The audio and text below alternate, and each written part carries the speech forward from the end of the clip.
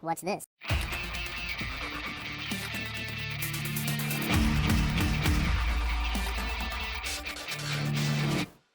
Hello, welcome to the Freak Show. Bumpy McSquigums here. I want to thank you all for joining me as I start up my coverage of Endless Legends. The new expansion dropped today, guys and gals. That's April 7th, 2016. It is called Shifters, and it's by Amplitude Studios. And I've been a fan of a lot of the stuff that Amplitude Studios have done over the years. The Endless projects, essentially. Dungeon of the Endless, Endless Space, and, of course, Endless Legend. I've had this in my library for a little while. I haven't touched it because I've been looking for the right time to cover it. This is one of the 4X games that I've considered covering for quite some time, and it's the one I've actually chosen. So, got my hands on the expansion, and I figured this is the perfect place to start. However, I am new to this. I've played through the tutorial scenario yesterday, or last night, to get a rough idea with the game, and I figured I would run through that again. So in case you guys are like, hey, what is this? I want to play it. You guys can actually watch the tutorial and then be aware of what's going on and be all excited and eager, and just hop in and play the game. So I'm going to be posting probably 2 videos today. The first one will be the tutorial, and the second one will be the actual gameplay and everything else. Before we do all that, guys and gals, let's hop in and see what the opening cinematic looks like, and then when we come back, we'll go into the introduction tutorial scenario. I'll be right back. I am many things. I have been many things. Warm and green. Cold and gray. Devastated and dying. Now I am alive again. But I fear my new children imitate the old ones. Some claim the mountains or the forests, or build fortresses on the plains. They begin to mistrust and prepare for war.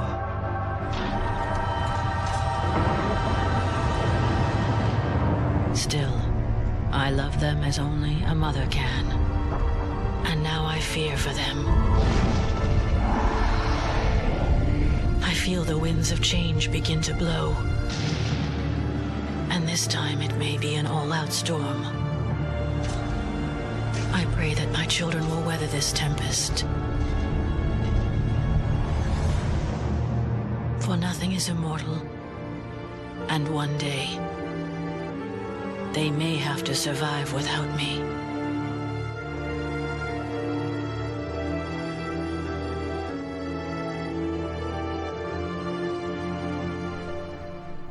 Alright, pretty cool stuff, folks. Let's hop in and get started. Enough babbling and talking and scenarioing, and let's go through the tutorial. Alright, let us begin. I don't know if anything has changed for the tutorial now that the Shifters expansion has been added, but I have the game in its entirety. All the DLC, all the expansions, everything. So this is the full Monty. You can get the base game for a little bit cheaper, and there's a sale going on right now too, guys. If you're excited about the new expansion, it's 25% off for a limited time, so be aware of that. Alright, the tutorial basics. Welcome to Endless Legend. This game introduction will guide you through the core elements you'll need to know how to play the game. Keep in mind, guys, the writing's a little bit small, so I may stumble a bit while reading. We'll try not to do that. Alright, in order to survive on this dangerous world, you will have to build a mighty empire and face powerful foes. Your tale begins here, and with your first army. It is looking for a good location to settle your first city. Select your army by clicking on it. That seems simple enough. Alright, you can move around with WASD. You can also click and drag your mouse to grab the map and scroll around. And of course, you have left, right clicking, and all sorts of other various stuff. So, let's do that. Left click there. On the bottom left is your army panel. All armies are represented on the map by the strongest unit amongst those composing the army. So right now, all we have is a settler, so there you go. Your army is currently composed of only a single unit, a settler, represented by several pawns on a hexagon. Pawns on the hexagon. The settler gives an army the ability to found a city in a neutral region, a region that does not already contain a city. Alright? Fog of War and Unexplored Lands. Your army can see a distance of 3 tiles from its position. You can zoom in and out with the scrolly mouse thingy for a better overview. Shaded tiles represent areas that you have explored that are not within your field of vision. Beyond that, the gray Fog of War hides mysteries, areas you have not seen, so we can actually scroll out quite far, guys, And we can see that we have landed in Splat, which is ironic because, you know, we kind of like splatted down. I don't know. It's a little funny, guys. All right, so we're going to come right back over here, and we're going to drag the map. Oh, we can't do it right now. They're not allowing me to. All right, armies share a few attributes. Life represents the sum of the health points of every unit in your army. So right there, 24. Movement points determine how far your army can move in a turn, dependent on the terrain movement penalties. Movement points for an army with several units are determined by the unit with the lowest movement score. So say we had 10 units that could move 5 spaces, we'll say, and then we had 1 unit that can move 2. That 1 unit that's in the group with the other 10 that can move 5 will actually bring the entire group down to 2 unit spaces. So just something to be aware. You want to keep your like-speeded units together, kind of, I guess is the way to say it. It's a very bizarre and odd way to say it, but it is what it is. All right. Next up, your vision range, which is this one right here, determines how far your army can see on the map. Now, vision range is the opposite of movement, as it is determined by the unit with the highest score. So if everybody can see 1 and you have a unit that can see 30, you're going to see 30 with that army while you're moving around. So vision is the highest and movement is the lowest. Just food for thought, just something to remember. Alright, it costs 1 movement point to traverse most terrain tiles. However, some tiles like forests can actually cost more. Each region has a fixed frontier and can only contain 1 single city, which also exploits the region's terrain resources. Alright, terrain resources are food, industry, science, and dust. Sorry, guys. I delayed there. To help you decide, you can toggle this. Basically, if you want to see what is around, you can toggle that down in the bottom right. It's right here. I know my cursor is a little hard to follow. Go all the way to the bottom right, and bam. This will toggle it on and off. So you can see, we have food, and we have dust here. We have industry, food, and dust. We have science, and food, and industry. And you get the idea, guys. You get the idea. Alright, for most of the major factions, it is best to select a location for a city that gives access to these terrain resources on the surrounding exploration or exploitation tiles. To found the city and colonize the region, select your army, left-click on the colonization army button, which I guess is there, and then click again on the tile you want your army to go and actually colonize within reach for your turn. Alright, so I think I would like to move, and it shows you here what tiles you're going to snatch up immediately. So I think ideally I'm going to go right here to start, and it shows you your total output for all the tiles that you own, plus where your city's landing. So 17 food, 6 industry, 6 science, 8 dust, and I guess we get 20 approval rating. I think that's what the thumbs up is for. So we're going to do it right there. Our crew will run on down, and plap, there's our first city. I don't know if it actually has a name or not. Okay, select your city by clicking on its city center or any of the 6 surrounding tiles that compose of the exploitation area of the city. Okay. Does it show us the name of the city? I don't see it anywhere. City info. No, it doesn't seem to name the city at all. It's very odd. Congratulations, you now rule over an entire region. This is your city interface. Your city center, plus the 6 tiles surrounding it, the exploitation area, will collect every turn their terrain resources. The city center is a city district tile. Okay. As a city district tile, automatically modifies its initial terrain income, providing more dust and science, but also a bit less food. City tiles also provide a unique resource called influence. Interesting. Alright, up here you get the breakdown of what's going on each and every turn and how everything gets modified. The worker panel details all of the city's resource income, the FIDSI, scheduled for the next turn. I think they've probably put these in the wrong order because it should be, so FIDSI, to be would mean food, industry, dust, science, and then influence. But dust and science are swapped in this. It doesn't really matter overall. But the FIDSI, I guess, is how they like to say it. It sounds better than the FISDI, I guess. I don't know. But it seems to be a little bit out of order. That's something I noticed yesterday. It's kind of weird, but yes. Food, industry, dust, science, and influence. And we have here, again, food, industry, science, dust, influence. Not a big deal, but just something I noticed. Alright, the worker panel details all of the city resource income. Yeah, we already did that for the next turn. Per worker production, which is the little guy right there. Resources from tiles and potential modifiers, positive or negative, all have an impact on the total production you can expect from your city in the next turn. You can mouse over all of these elements to see tooltips for more details. So essentially we're going to be getting 21 food extra. I mean, that's what we're going to end up making. We're going to be getting 12 production, 8 science, 25 dust, and 1 influence per turn, or from this turn to the next. Right now we have 1 worker who's sitting here, and if we hover over anything, it will show.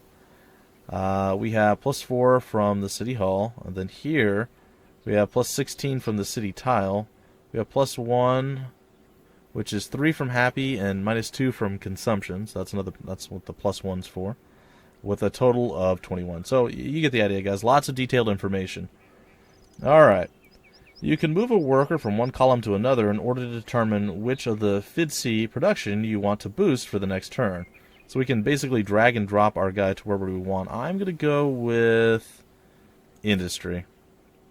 Food production cannot be stored. So basically food does not get left over, so you can't just stockpile food and then be set for life. Excess food is automatically used each turn to produce an additional city worker. You'll see right here, it'll explain this in a minute, but right here, this is actually how quickly you get your next city worker, and all the extra food goes into points to get more city workers. It's a pretty cool and ingenious little method of doing things. I like it a lot. Alright, the green part of the population growth bar shows that you're about to get an additional city worker next turn. I was just explaining this, and it shows right there how many turns it's actually going to take. City growth stock is 31, city growth upper limit is 34, and the lower limit is 5. I don't know what that means exactly, but we'll figure it out. So we're getting 16.4 toward the city worker each turn, I guess. Alright. Industry production cannot be stored in your city. It should be used to construct new city improvements, units, or regional expansions. A city should always have something queued for construction, otherwise the industry resource for that turn will disappear 1 turn later.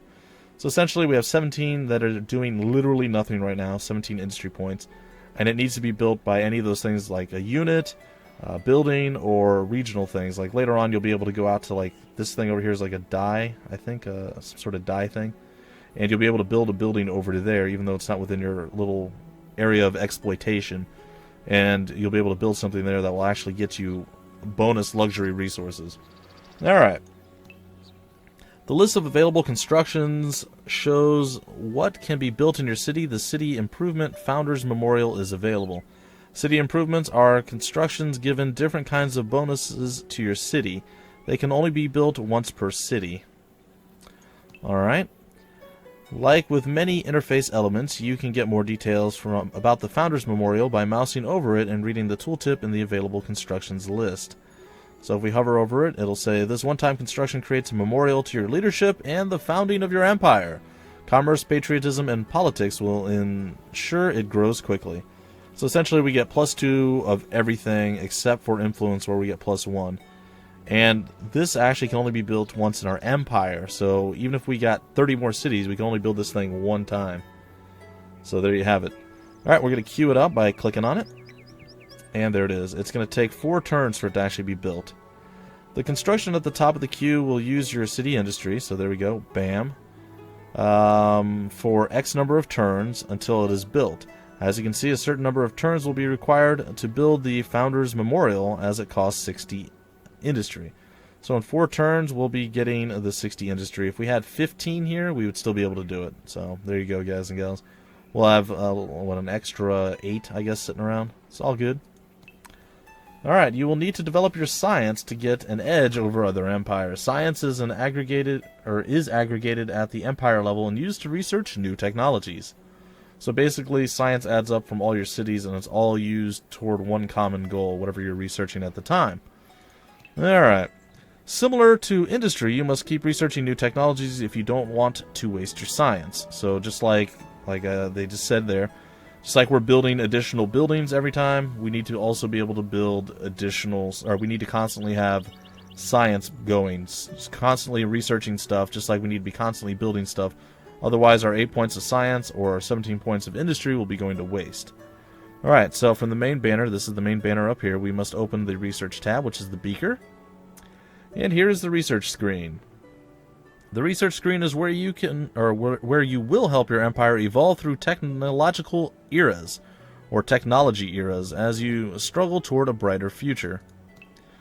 Only the first of the 6 technology eras is currently accessible. The era is represented by a circle regrouping a number of technologies. Each era is that. Okay. To enter a new era, you must research 9 new technologies from the previous era. The order in which you do your research doesn't matter. So essentially what they're saying is, to get from Era 1 to Era 2, we have to research any of these 9 in any order. Right now we have 3 that we have learned and all these others that are available. The cost in science automatically increases for each new technology you research. In addition, researching in a more advanced era also costs more science. Some technologies directly unlock new powers or bonuses for your empires, while others unlock city improvements, expansions, or units that can be then built in your cities. Alright, simple enough. So again, we'll just recap, guys, and keep in mind I'm treating this as a tutorial, as it is the tutorial mission. I'm trying to explain stuff so somebody who's totally new at least has a rough idea of what I'm talking about and what I'm saying. So what they're basically saying is, each time you go to research a new thing, say it costs 42, if we started researching that and we went to the next one, it might cost 60, and then the next one maybe 80, and then so on and so forth. And then after you get through the first era, it's another big jump up in research points. So it's not like in other games that are similar to this, where if you don't go for some of the lower tier researches, you can always go back later and learn them quicker. This doesn't go that way. Every single time you research something, the next one's going to be more expensive. So look around and really decide what you want to get when you want to get it, and try to come up with the best solution. I don't know much about the research trees yet, so it's going to be really hard for me once we start playing for me to really know what I want to do with it. So we'll see how it plays out, guys. Blue circle technologies are already known, green ones are unknown. Several technologies can be selected in a row, and they will be researched one after another in the order selected. So again, the blue ones have all already been researched. The green ones are all available to research. And you can select multiples, and they'll go from one to the next to the next to the next in the order they were selected.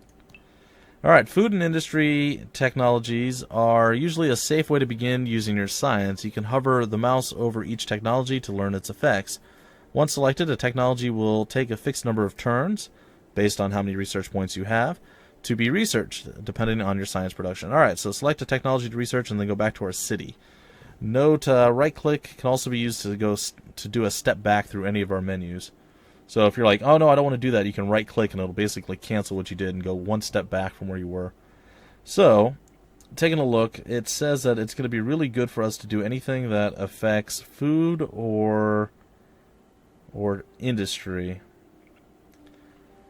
So, that being said, this affects science, and I think that might even be okay too. But to start off, it's usually a good idea, like I said, or like they said, to go with something that will actually increase our industry or our food production. Now I'm looking, and it doesn't seem... Here we go, this is the one. So the mill foundry, that's the one I'm going to actually start with. So I'm going to left-click on that. And then I'm going to probably also left-click on this one with food. So there's 1, 2, and then I want this unit. So that's going to be the next one that I'm going to do after that. So I'm going to actually queue up 3 right now. It only asks us to do 1, but I'm going to do 3. We're going to go out of the research screen. Alright, it now says that we have to end our turn whenever we're ready, which we've pretty much done everything we could do, so we're going to end our turn, and we're going to see what's next.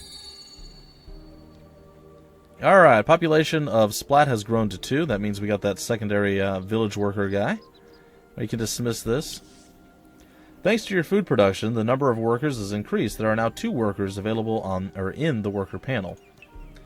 The borough streets and expansion construction can now be selected from the list of available constructions. Expansions must be directly placed on the map and can be built several times. So this is a way to increase your area of exploitation. So we'll go to next. For most major factions, every 2 additional city workers makes 1 new borough available for construction. The borough streets enables you to extend your city exploitation area by building a new city district next to an existing one. Alright, to cue the borough streets construction, left-click on the construction and then left-click on one of the exploitation tiles next to the city center. Alright, so basically we click down here, and now we can choose any of these that we want. And you'll see it'll go out 3 from there. And it'll expand out our area of exploitation. Now, we'll still have to build this, we'll need the industry, but we're building that other building first, so it's not going to happen instantly, guys. Just be aware of that. I think I'm going to probably go with this one right here. Alright, well done. Like any other queued construction, your new city district will be functional only once the construction is complete. It'll take 9 turns before that's done. Keep in mind that both spreading your cities too widely or settling new cities causes your city approval to decrease, impacting your food and industry city production. Okay. Hover over the approval bar in the city panel to get more information about the effects. End your turn when we're ready. Alright, let's take a look over here. City approval is plus 60. And we got plus 20 from the city tile and plus 5 from the palace. So, good stuff. We're 85% happy. Good stuff. Let's end our turn.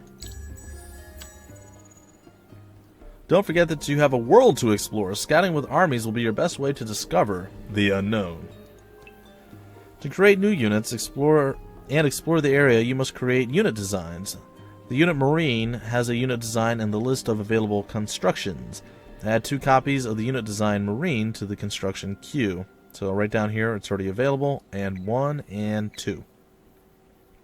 Now, unfortunately, it will take us 13 turns to do this, unless there's something else we can do. Alright, the 2 units are queued, but it will take several turns before, well, they're built.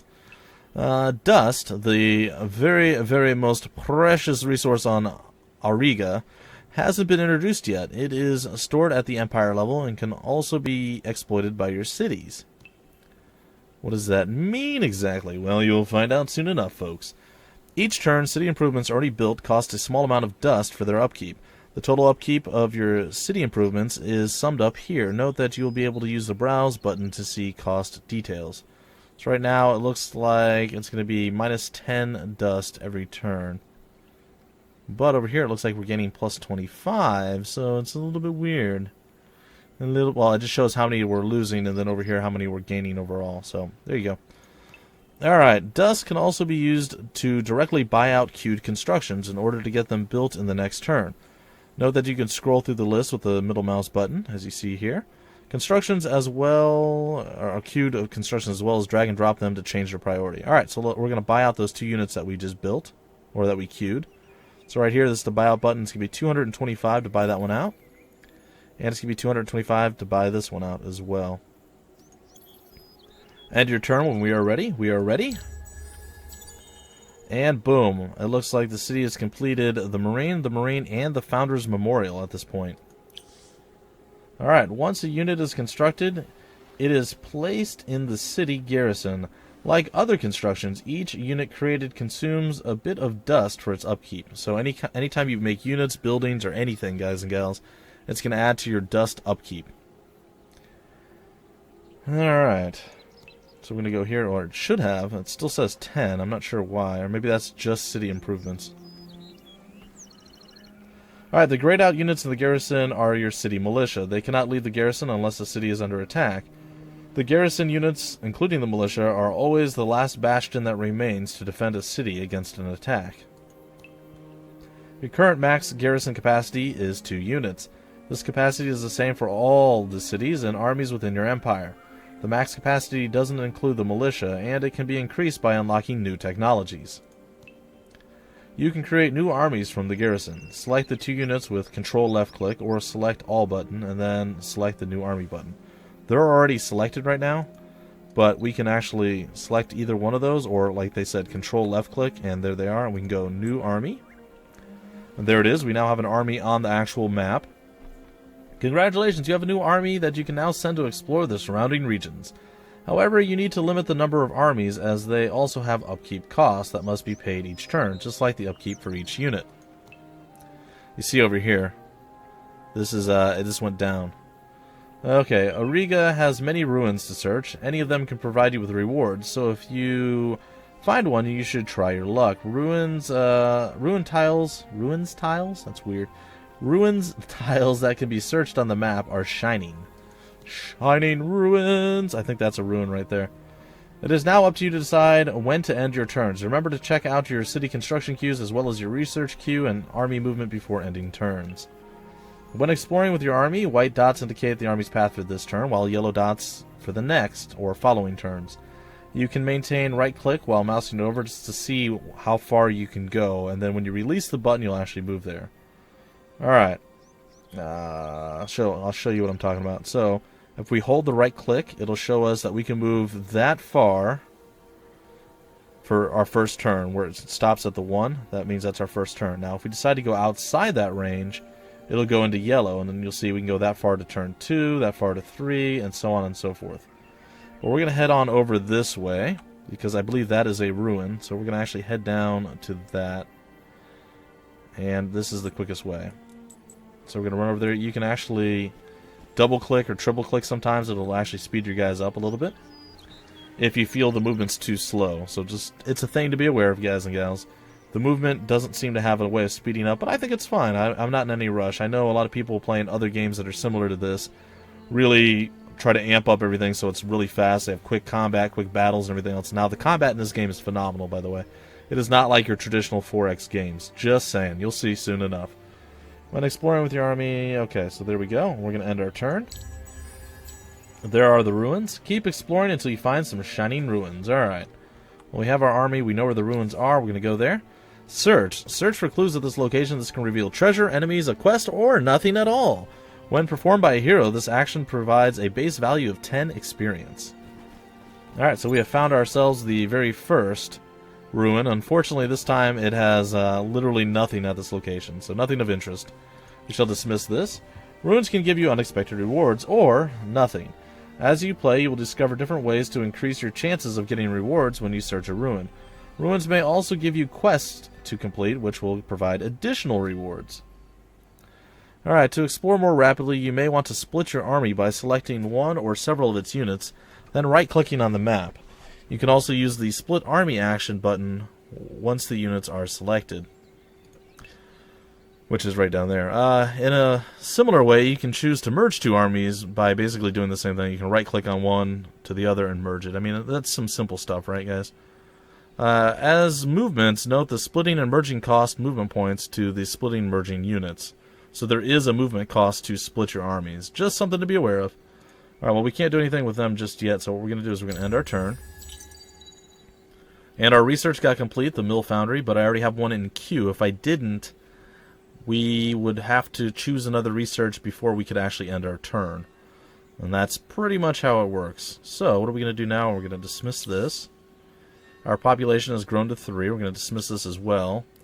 It is time for you to make contact with the native minor faction living in your region. It's the, I can't remember, the Storm Sisters or something along those lines. Minor factions are hostile, and there is only one minor faction per region, living in 1 to 3 villages.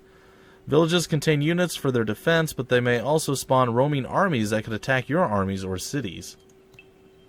Use the Parley army action on one of the following villages. The village will give you a pacification quest. By completing it, all the villages in the region will instantly be pacified, and you will no longer create hostile armies. Or it will no longer create hostile armies. Alright, so simple enough. Basically, all we have to do is click on this, get them over to the town, and then we'll be set. Alright, the Sisters of Mercy. There we go. Alright, the Sisters of Mercy are a small but respected nation, living simply though well in their solidly constructed towns. A recent offshoot of their humanoid peoples, they are content to dedicate their efforts to giving mercy where and how they deem it is most needed. Alright, so apparently their unit model is the Justicare, or the Justicary, I don't, whatever. And the assimilation effects. Eventually you'll be able to assimilate these things, and you'll get a plus 5% health regen per pacified city, and rebuilt sister's village on the Empire. So, it's pretty cool stuff. Alright, we're going to dismiss this. And what we're going to do is we're going to right-click and we're going to go to Parley. So there's also attacking. You could attack it. If you attack it and you actually win the battle, you'll have to rebuild the city before you get the rewards for taking the city. You can bribe it, but it'll cost you a lot of dust to do so. And then there's Quest, or Parley. Initiate negotiations with the minor faction village. If you fulfill their demands, all other villages in the region will be pacified peacefully. When performed with a hero, this will give you 6 experience. This will give you 4, and then I don't think that gives you anything, except what you get out of the actual battle. Alright, so Parley, the tribe leader needs your help. A hostile monster has been raiding and threatening their villages, and they lack the military power to stop them. If you wipe out that threat, the tribe will view you as their savior. Alright, and we will get 5 die as a reward, and we'll pacify these guys. Alright, I guess we'll dismiss this. You have just received a pacification quest from the Sisters of Mercy living in the region. It has been added to your quest screen that contains a journal of all your quests. You can open the quest screen by clicking up here on the main panel. Okay, and it shows you down here. The tribe has identified their enemy's lair in temple ruins. To find the monster, search the ruins with an army of at least 2 units. You can hover over the quest objectives to get more details about their completion. Simple and easy. You can also use the pin button to track or untrack, and they'll stay up here. So there we go, and it shows right there what you actually need to do. Alright, we're going to go back to the world map now. The quest marker has been shown. It indicates the specific ruin you have to go to and search for this quest. The location will even be visible through the fog of war. Please note that other quests, the markers will only be visible within the vision range of your army. Alright, complete the Sisters of Mercy's quest in order to pacify their villages in this region. Okay, so essentially we have to head over here, and that's exactly what we're going to do. So we'll be ending our turn, and we will be heading over here. I'm going to try ending my turn next time and see if they automatically move. Or no, I'm not. I'm lying to you guys. It's fine.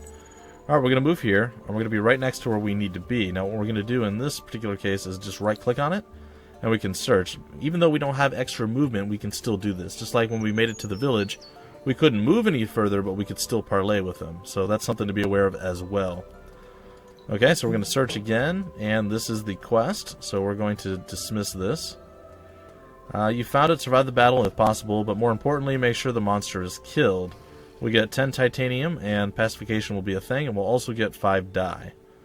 We'll dismiss that. You can now attack the army. Any attack, army, village, city, will cost 1 action point to your army, and an army can only use 1 action point per turn, so use it wisely. So these are the action points down here. You'll see right here it's action point. You can either click on this or just right-click on the city and it'll work. Alright, so our army is selected. I'm actually going to click on this, and then left-click on that. Alright, here we are. This is the pre-battle screen.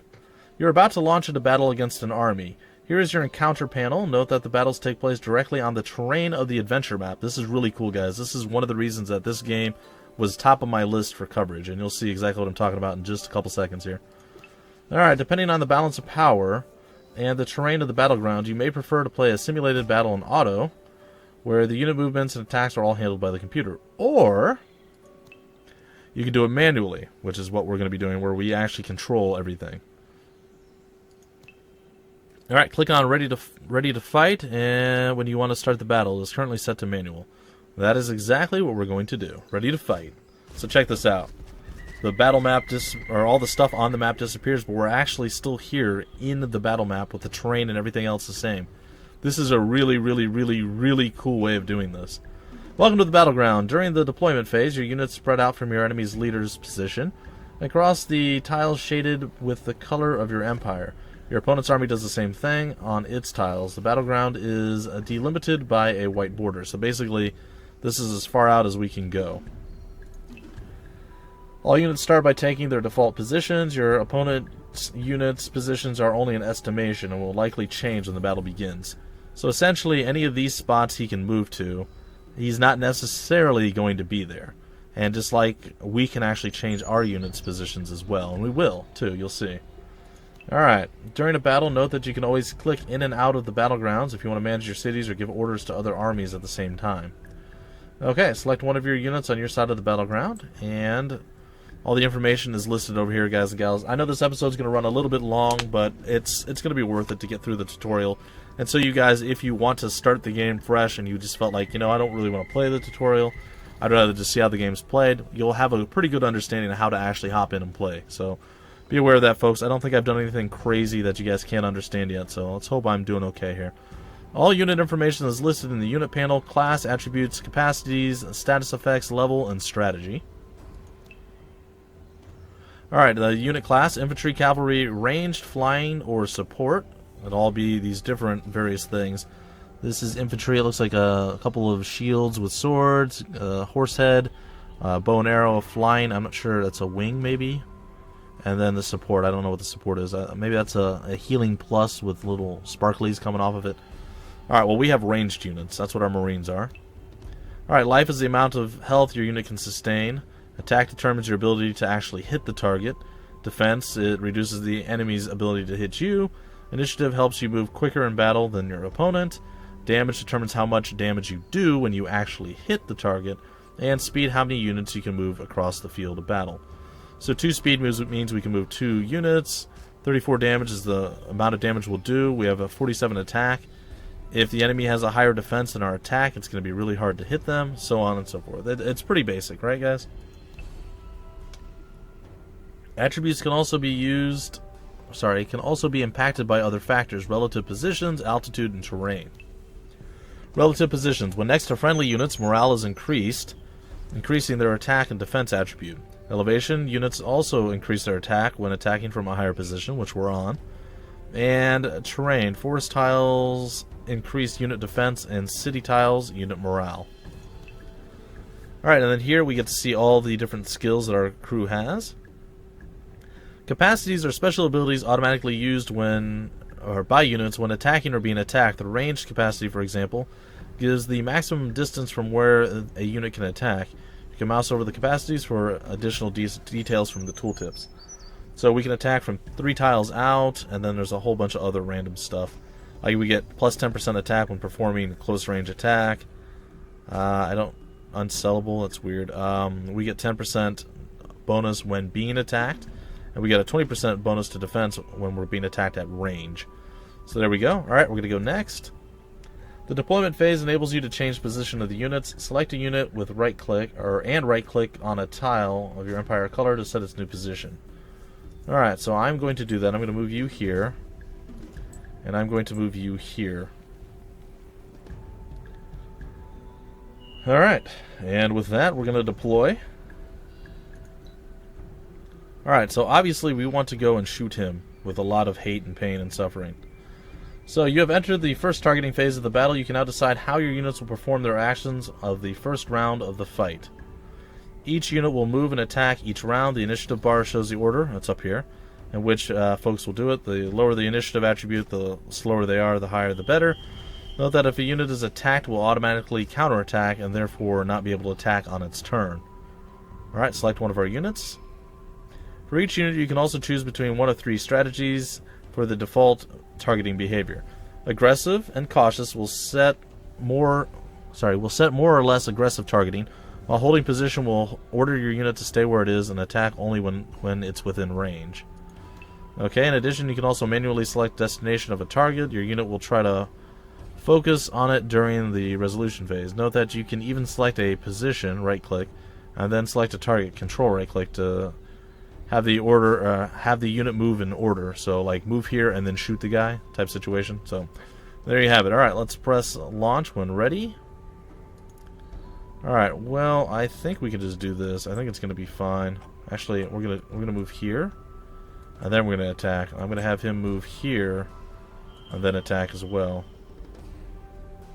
Alright, we're gonna launch. He's gonna move there. He still should be elevated. The attack is coming out. We landed the 34. Now this guy's going to step on forward and attack.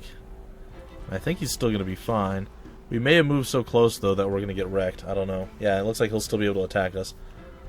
Oh, well, maybe not. Okay, he could only move 2 spots, but he couldn't actually attack. Alright, battles will last 6 rounds at maximum, so there is a possibility for a tie at the end of it. So we can tweak and adapt our stuff. It's going to be our time. I'm going to back up. And then I'm going to fire. I'm going to back up, and I'm going to fire. So there we go, guys and gals. Let's launch it. This guy's going to actually finish him off. Actually, we didn't even back up. We just kind of like turned and killed him. And there it is. Alright, victory is ours. We're going back to the world map. And there it is. Victory! All opposing troops have been destroyed. Congratulations, you won your first battle. The troubadours prepare their songs. Whatever the result, surviving units will always earn experience points from enemy units killed. Earned experience points are equally shared between the units. So even if a unit sat in the back and didn't do anything, or maybe he was just sitting there in case the guy moved up on you or something, or say melee guys were sitting in front of the ranged people and the ranged killed everybody, everybody gets experience. So it's not the unit that does the most, it's the experience. Every single unit that's alive shares in it. Draw situations can occur when there are survivors on both sides. In that case, another battle can be launched if the army still has action points remaining. Alright, after closing the notification, select your city again. We're almost done with this, guys. I promise. Alright, we need to go back to our city. It's right there. It's right there. I lied to you guys. Now you can see the effect of the pacification. 3 village workers have joined our city from the 3 pacified villages in our region. Pacification is also possible village by village. Oh, okay. If you attack each of them. However, in that case, you will need to rebuild each village to obtain these additional workers. Alright, well there you go. The Empire screen is the global dashboard that lets you review your Empire status and take critical Empire-wide decisions. Alright, so we're going to go check that out. Right here we have luxury resources. We have 5 die. You receive some luxury resources as a quest reward. There are 15 different types of luxury resources to discover in Auriga, each of them granting specific bonuses to your empire. Once used, the luxury resources stay active for the number of turns indicated in their tooltip. The more regions you have, the more expensive luxury boosters will be. What does that mean, guys? It's a little confusing. I'm not 100% sure yet, but I'll explain it to you soon. Or at least what I think it means. We'll hover over this real quick, and you see down at the bottom, I can't really scroll down, but it's like right here. It says booster cost. We basically need 10 die, and once we do that, it will last for 10 turns, and it will increase our influence gains on cities and our approval rating on cities. But right now we only have 5. And the more cities we have, the more expensive that's going to be, or the more dies we'll need, or what have you, right? Each major faction has its own affinity and traits with powers and bonuses specific to them. Alright, so there you go. Here you will find all the Empire bonuses currently applied on your Empire. Plus 15% dust on cities from Happy and science on cities from Happy. Okay, and then down here, every 20 turns, all of the Empires can set at the same time an Empire plan. By spending influence, you can unlock various powerful bonuses that will affect your empire until the next empire plan. Pretty cool thing. By opening the status screen, you will be able to review your progress and that of other empires. The screen also gives you more info about the different kinds of victories you can achieve if you mouse over the explanations. Alright, over here we can assimilate a minor faction. You can also decide to spend influence to assimilate minor factions. Assimilation will give you useful new bonuses and unit design of those minor factions, as long as the minor faction stays assimilated. Alright, simple enough. To assimilate a minor faction, at least one of their villages must be pacified within your empire. Remember, you recently pacified villages in your region, so now we have to left click on it, and click on the Sisters of Mercy, and go to assimilate. It's going to cost us 30 of our influence. We have 41 points. We're gaining 2 per turn. And what we're going to do is get the plus 5 health regen per pacified rebuilt sisters village on the empire. So there we go. It's going to be a lot of HP regen. It's going to be really nice. And blam. Well done. The Sisters of Mercy minor faction now gives you a plus 15% health regen because there was 3 cities or villages in your regions. And their unit design is now available to be built in your city. What does that mean? Well, we're about to find out. For now, you don't have enough die luxury resource to activate its effects by clicking on its booster. Alright, go back to the city and find out more about luxury. Alright, a die deposit was discovered in your region. Up over here. Making a die luxury extractor is available in the list of possible constructions. Extractors will allow you to collect luxury resources from your region every turn. These expansion type constructions are built directly on the adventure map. So we need to get the die extractor and build it right there. Well done. Note that strategic resources can also be collected by building extractors if your regions contain the corresponding deposits. Okay, that's kind of what you just said, but fine. Alright, remember that like most constructions, extractors normally require specific technologies that need to be researched in different eras. They are then available for your construction in your regions. Alright. You can improve your units by creating a new unit design using the strategic resources you have collected. You currently have a small amount of titanium. From the main banner, open the military screen. It's the fist. Alright, the military screen lists all of our armies. We only have 1 army right now, their individual units, and the cost and upkeep. Note that you will be able to double-click on any army to locate it on the map. Alright, in addition, the military screen is also where you edit existing unit designs and create new ones. We're going to create a new one right now. We're going to go with the Justiciar. Alright. And And here you can edit all designs that will become available, possible constructions in your city. Depending on your unit, you can add different weapons, armor, accessories to your design. These will improve the attributes and sometimes even give them new capabilities. As you can see, the Tier 1 titanium items of the armory, some items are required. Some items also require enough strategic resources to be spent when the unit is constructed. Items made of strategic resources as well as advanced weapons and armor tiers will unlock as you advance through technology eras. Once you're happy with your design, enter a name and go. Alright folks, so basically we can change up pretty much everything that we want here. We'll look at the weapons. There's only 3. She has a shield and a sword. I'm going to stick with that. I'm not going to switch to the spear. We're going to add the helmet. It's going to increase the cost though. Right now, let's see. Production cost is 78. We add that, it's 84. We add this, it's going to go up to 96. We add the boots, it's going to go up to 102. But her life is going up, and a bunch of various other things are going up. And it also increases the initiative and all sorts of other various things. Extra defense, increases life. I mean, it's good stuff. You want to upgrade your troops. And then finally we have our last thing where we can get a little bag item there. And I'm going to go with improved damage. There we go, and that is what we can do, and we're going to call them the Blargles. Blargles, sure, I'm sure that's how you spell Blargles. Alright, we're going to validate it, and the Blargles now exist. As you can see, alright, she's already done that. Once you're happy, you can end our turn. Alright, so we're going to end the turn. Now it's time to learn about heroes, very special and powerful units. Go to the Academy. The Academy is this thing with the little medal or the ribbon thing. Alright, this is the Academy screen where the heroes of your empire will be listed. Unlike standard units, heroes can be injured, but they cannot be killed on the battleground. Alright, to be of use, a hero has to be assigned to an army or as a general, or to a city as a governor. Depending on their profile and their hero skills, they will be given different bonuses to their army or city. Alright, left click to inspect or double click on your hero, and okay. Well, I will double click, and here we are. Unlike standard units, heroes can instantly equip new items as long as they are in the Academy or located within your territory. You can immediately spend the resources required to change their equipment. Cool. Click on the skill tree. Alright, so we're going to do that now. Each level, your hero will earn 1 additional skill point to spend on their skills. Hero XP can be earned through battles, like any unit, but also through construction as a governor or through the use of some army actions as an army general. In normal games, more advanced features will be revealed through the unlock of new technologies or by dealing with other empires. The marketplace is one of these, and it gives you, amongst other things, the possibility to recruit new heroes for your empire. Alright, you can now assign your first hero to an army of your city. Once assigned, a defined number of turns must pass before the hero can be reassigned. Note that the hero assignment can also be performed directly from a city or an army. And this basically ends our need-to-know stuff. So there we go. We can also equip her however we want, and we're going to do that real quick. We're just going to throw the same stuff we did before, and it's going to cost us in dust, specifically this time, as opposed to manufacturing. So that's pretty cool. We're going to go with this, same item we had before.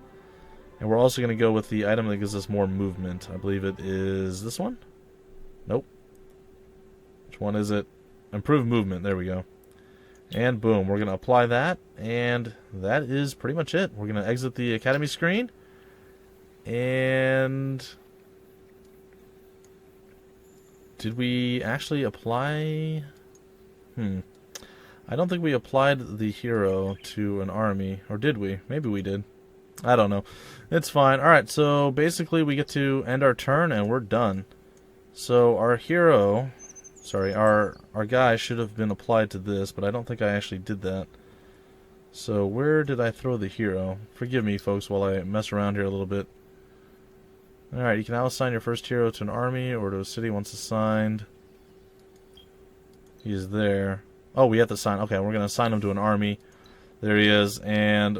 Okay, so basically I missed this. Once we got done outfitting him and building him all the way, we come back to this. And here we can inspect him again, or double-click will also inspect him. We can create an army on the city map, or create an army on city. We can assign him to the city or assign him to the army. He's actually really good at ranged combat, so we're going to assign him to our army. We only have the first stone phalanx, and that's the one we're going to assign him to. We'll select it, and he is now there. So now we can close the academy screen, come over to our army, and wouldn't you know it, there is our hero.